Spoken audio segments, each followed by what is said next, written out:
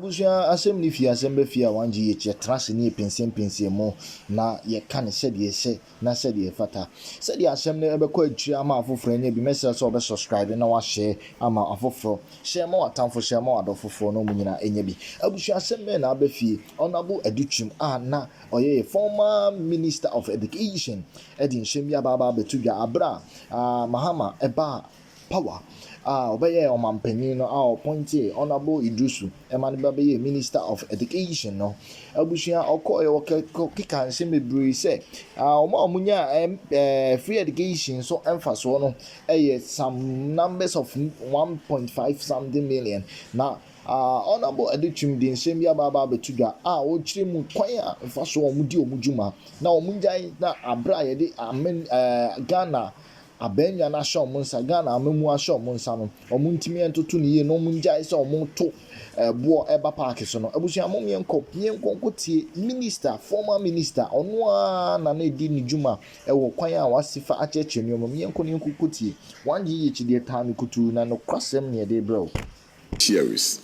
If you are not doing a 1-year program, people are benefiting a number of times in order for them to be fully classified as beneficiaries. Okay. So if you are counting the funding units and you are saying, okay, in our budget 2017, we funded 360,000. 2018, we funded 700,000. That is in the budget. Then you go to the third year and say, in the third year, the number increased to, let's say, 1.1 million. So 300, 700, 1.1. This is the total number of funding units. Okay. However, when you do that, you are presuming that it's a one-time funding. So if you were dealing with graduate students who are going to university for 1 year, you'll be right. Okay. Because you fund them once and they are gone. You fund them once and you don't repeat. But if you do calculation based on a high school program that way, you are literally doing a double counting. Okay. Because the student who benefited first year that you funded at 360,000, he's included in your second year 700. And then the 700 is then included in your third year 1.1. So the best thing to do, instead of adding the 360, the 700, the 1, is to take the 1.1. Okay. Because that is cumulative. Yeah. Okay. So this is what we realized that the Minister of Finance had done. And in fact, it was even before we saw it, some other CSOs had gone to check because they thought something fishy was taking place.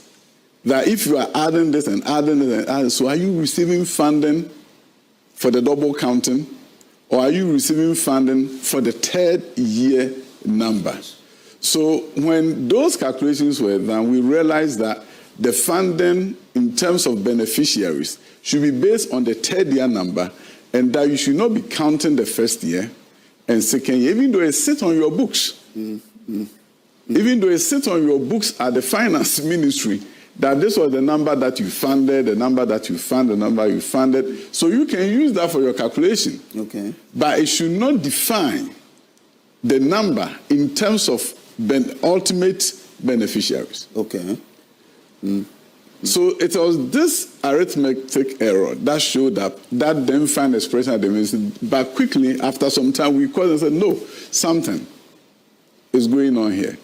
So if you look at the numbers, then when we did the reconciliation, that is when we were able to see that, oh, this was an arithmetic error. So even in the 2024 budget, they then listed the numbers breakdown so that everybody will see that it's not as if the education ministry was funded based on this number and the actual number was this. So if you go, the ministry numbers will tell you that there was nothing untoward. It wasn't any situation where somebody was trying to get more money and then say that this were the number of students that were funded. So I think it was some accounting thing, error that happened, And unfortunately, it took us some time to discover that, when at education, we should not be using the numbers as so articulated from the finance ministry. So from your ministry, what was the number? 3.5. Oh, 3.5. Oh, so okay. That means that you agree with what our research team put out there, 3.5 million.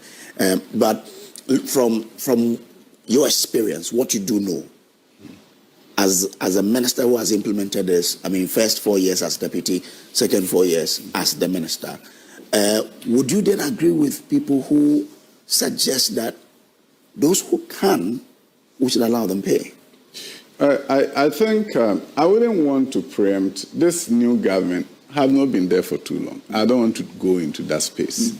They have set up a committee. I think it's better you allow them to settle in to understand the issues and then lead their own discussions. But it won't be bad to hear from a former Minister of Education. I want to give them time to settle in.